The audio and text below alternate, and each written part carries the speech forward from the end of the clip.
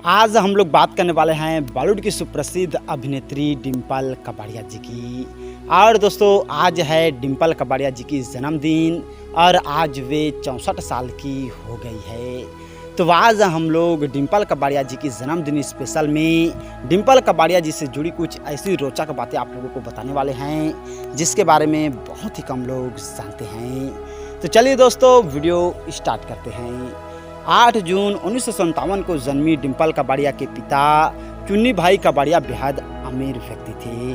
वे अपने घर समुद्र महल में अक्सर फिल्म सितारों को पार्टियां देते थे और कहा जाता है कि ऐसी ही एक पार्टी में फिल्मकार राज कपूर साहब ने 13 वर्षीय डिम्पल कपाड़िया को देखा और डिम्पल उनके जहन में बस गई और राज कपूर साहब की महत्वाकांक्षी फिल्म मेरा नाम जोकर जब पिट गई तो उन्होंने नए कलाकारों को लेकर फिल्म बनाने का निश्चय किया। अपने बेटे ऋषि कपूर साहब को बॉबी के जरिए उन्होंने लॉन्च किया और डिम्पल कपाड़िया को हीरोइन के रूप में चुना। उस समय डिम्पल कपाड़िया की उम्र महज 16 वर्ष थी और बॉबी के रिलीज होने के बाद एक अफवाह खूब फैली थी कि डिम्पल कपाड़िया राज कपूर साहब और नरगिस की बेटी है। और बॉबी फिल्म के रिलीज के कुछ महीने पहले डिम्पल कपाड़िया की मुलाकात उस दौर के सुपरस्टार राजेश खन्ना साहब से हुई और चांदनी रात में राजेश खन्ना साहब समुंदर किनारे डिम्पल को ले गए और अचानक उन्होंने डिम्पल कपाड़िया के आगे शादी का प्रस्ताव रख दिया।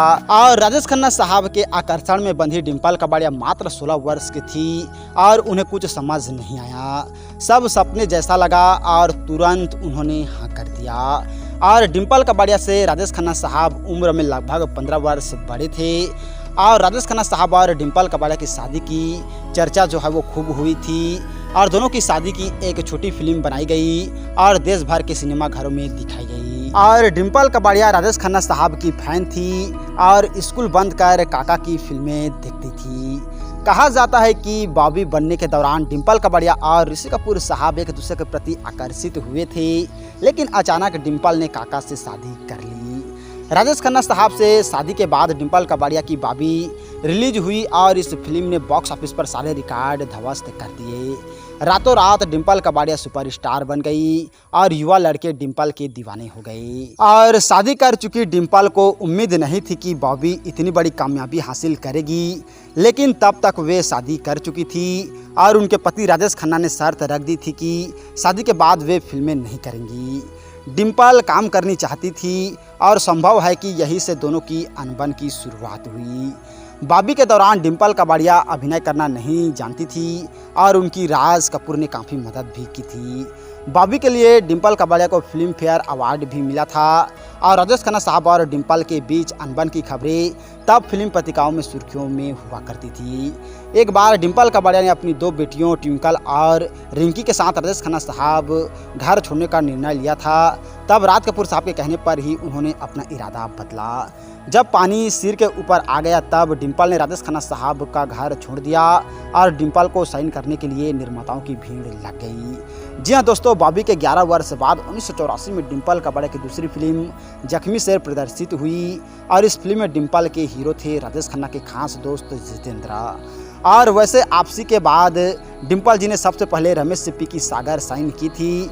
और दोस्तों डिम्पल को बॉलीवुड इतिहास की सबसे खूबसूरत हीरोइनों में से एक माना जाता है और एक मशहूर पत्रिका ने उन्हें बॉलीवुड की सबसे खूबसूरत अभिनेत्रियों में मधुबाला के बाद दूसरा स्थान दिया था।